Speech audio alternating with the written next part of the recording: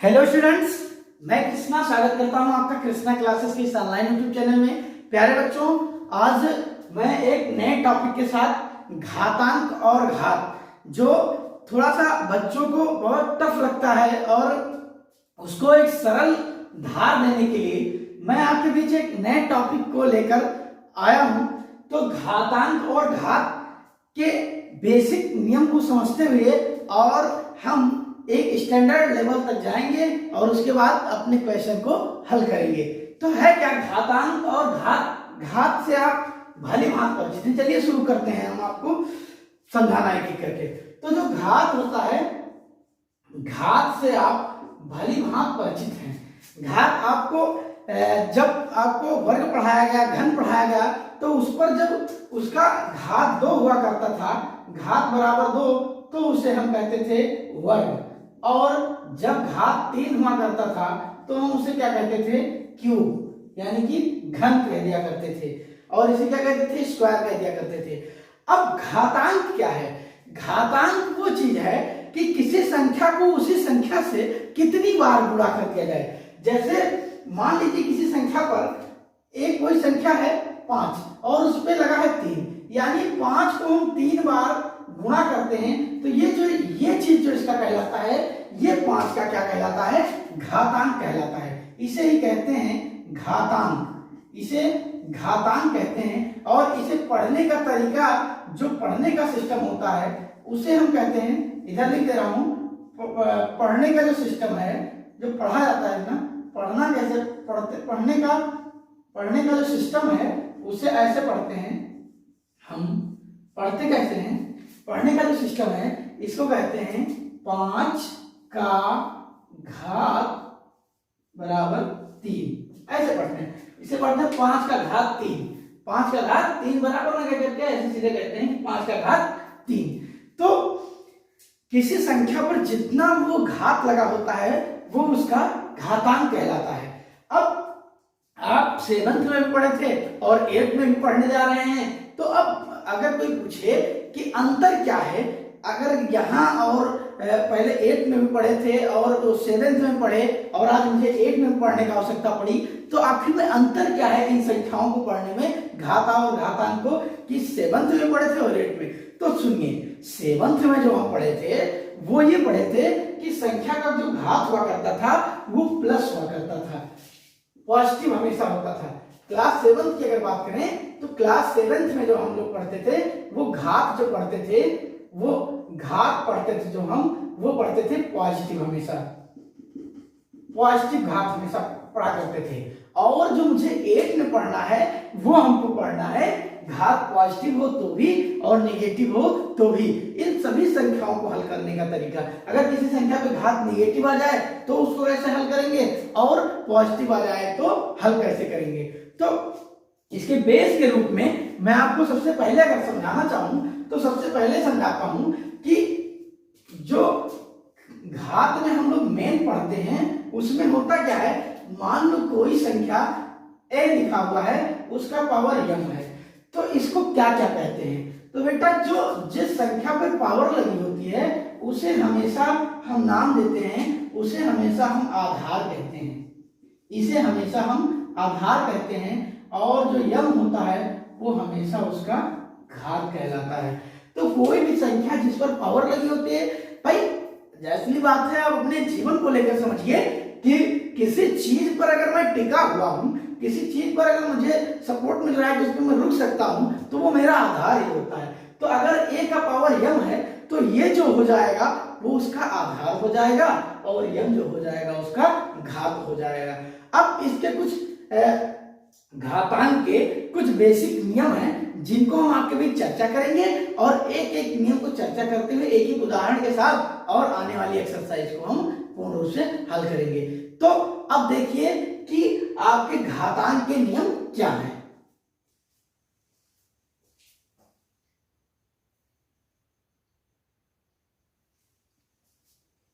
तो अब आपको बताएंगे कि घातांक के नियम क्या क्या है हमारे बीच। तो घातांक के नियम को पहला नियम अगर देखें तो फर्स्ट लॉ कहता है कि मान लो किसी संख्या का, कोई संख्या a है, उसका पावर m है और मल्टीप्लाई a का पावर n है। यानी कोई भी संख्याएं अगर एक ही जैसी हैं, जिनका आधार सेम है और उनके पावर भिन्न भिन्न है और वो गुणे में है। मेरे नियम को सुनिए, कोई संख्या एक ही जैसी है जिसका आधार सेम है, अगर बोले तो आधार एक जैसा होना चाहिए, आधार सेम हो और वो किस रूप में हो, गुणे के रूप में हो, तो इनका जो मान हो जाता है, तो इनका जो हल निकलता है वो ये निकलता है कि इसका a का पावर हो जाता है, a का पावर m प्लस n हो जाता है। नियम बोलेंगे तो कोई भी संख्या जिसके आधार से हो और वो गुणे में हो तो उसके घात आपस में जुड़ जाते हैं। नियम नंबर फर्स्ट जो था वो आपको मैंने समझा दिया। अब अगर इसके उदाहरण की बातें करें तो जैसे एग्जाम्पल में आप ले सकते हैं, एग्जाम्पल अगर आपको बताना है तो एग्जाम्पल में आप ले सकते हैं, जैसे 3 का पावर -5 इंटू 3 का पावर 4 बराबर हम क्या कह सकते हैं, बराबर इसको कह सकते हैं जैसे 3 का पावर, अब ये माइनस घात जुड़ेंगे क्योंकि ये आधार सेम है और गुणे में है तो घात जुड़ जाएंगे, यानी -5 प्लस 4 और बराबर ये क्या हो जाएगा, 5 में से 4 को घटाएंगे तो आ जाएगा 3 का पावर -1 और 3 के पावर -1 को जब हम किसी संख्या पर लगा हुआ माइनस घात होता है तो अगर उस संख्या को उल्टा लिख दें, यानी कि 1 बटे करके अगर इसको लिख दें तो उसका घात 1 प्लस में हो जाता है और वो बराबर आ जाता है 1/3 के रूप में। नियम नंबर फर्स्ट आप देख लीजिए, समझ लीजिए, उसके बाद मैं नियम नंबर सेकंड आपको बताता हूँ। थोड़ा इरेज करना पड़ेगा मुझे, तो इसको इरेज कर ले रहा हूँ। आई होप आपने देख लिया होगा, स्क्रीनशॉट ले लिया होगा। चलिए नेक्स्ट की तरफ चलते हैं और अब दूसरा नियम जो लाएंगे वो दूसरा नियम कहता है, नियम नंबर सेकंड, कि किसी भी संख्या का अगर आधार सेम है और उसके पावर अलग अलग हैं, आधार सेम है पावर अलग अलग है और वो भाग के रूप में है, पहले में मैंने बताया गुणे के रूप में, अब बताया भाग के रूप में, तो इसका जो हल निकल के आता है वो निकल के आता है a का पावर, ये जो m होता है उसे लिख देते हैं और नीचे का जो पावर होता है उसे घटा देते हैं, ये हो जाता है हमारा आंसर।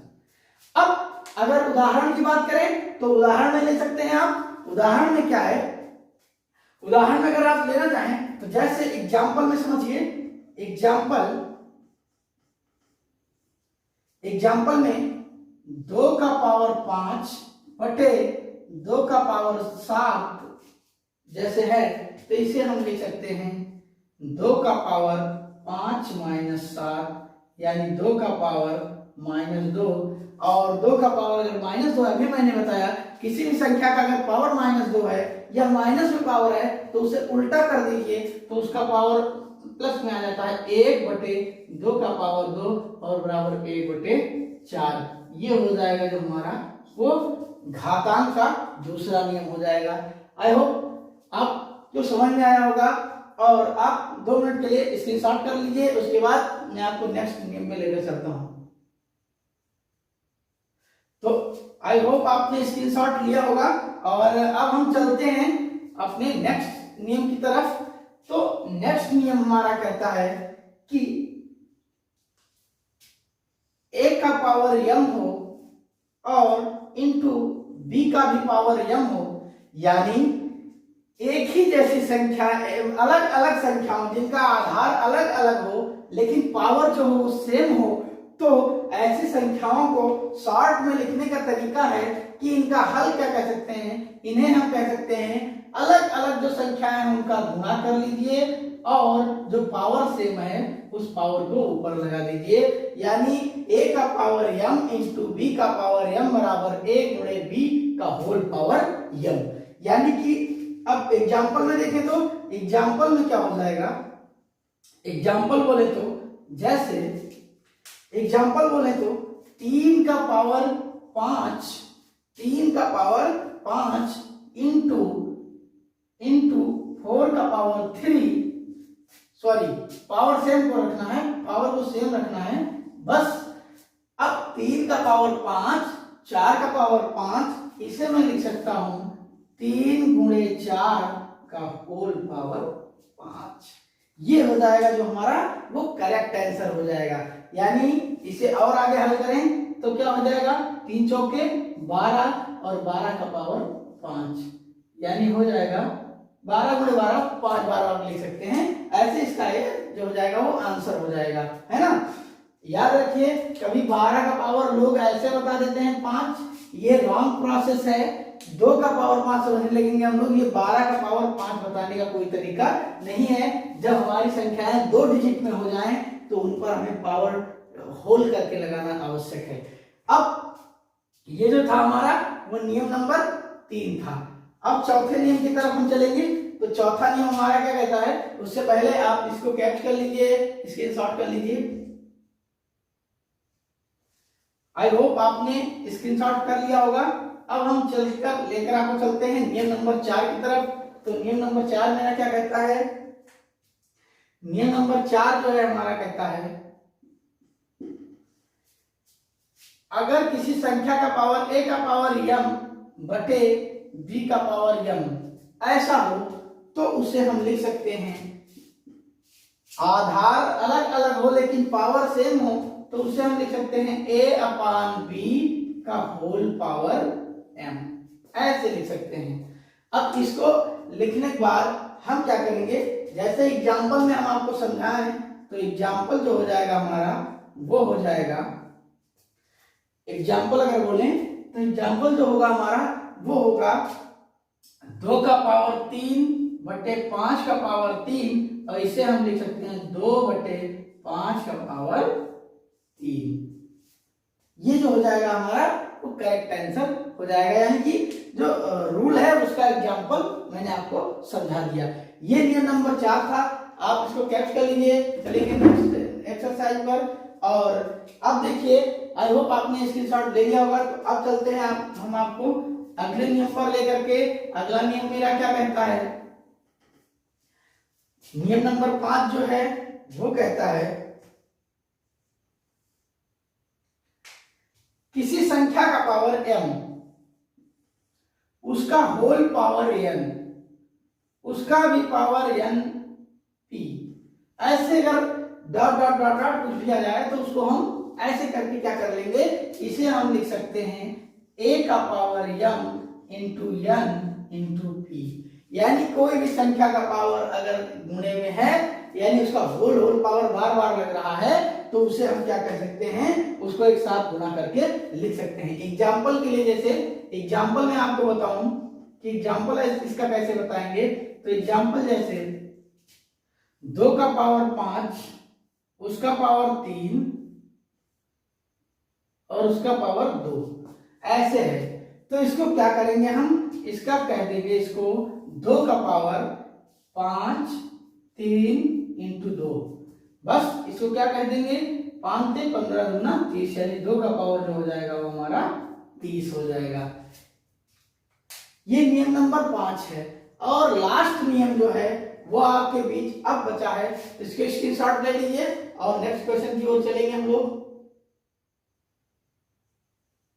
आई होप आपने स्क्रीनशॉट लिया होगा। तो अब हम आपको एक लास्ट क्वेश्चन का आंसर आपको बता रहे हैं, जिसमें देखा जाए यदि किसी संख्या m का पावर 0 है तो उसका मान 1 होता है।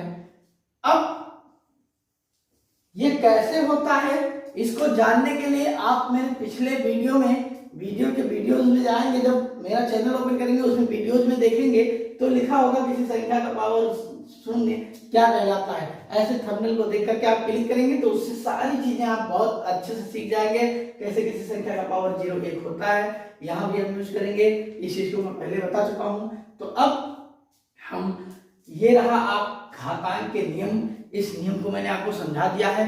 और अब हम आपको अगले नेक्स्ट क्लास में इस चैप्टर से रिलेटेड क्वेश्चन को सॉल्व करवाऊंगा। तब तक के लिए अगर ये मेरा नियम आपको अच्छे समझ में आया हो तो मेरे चैनल को लाइक, सब्सक्राइब और शेयर करके मिलता हूँ आपको नेक्स्ट वीडियो के लिए।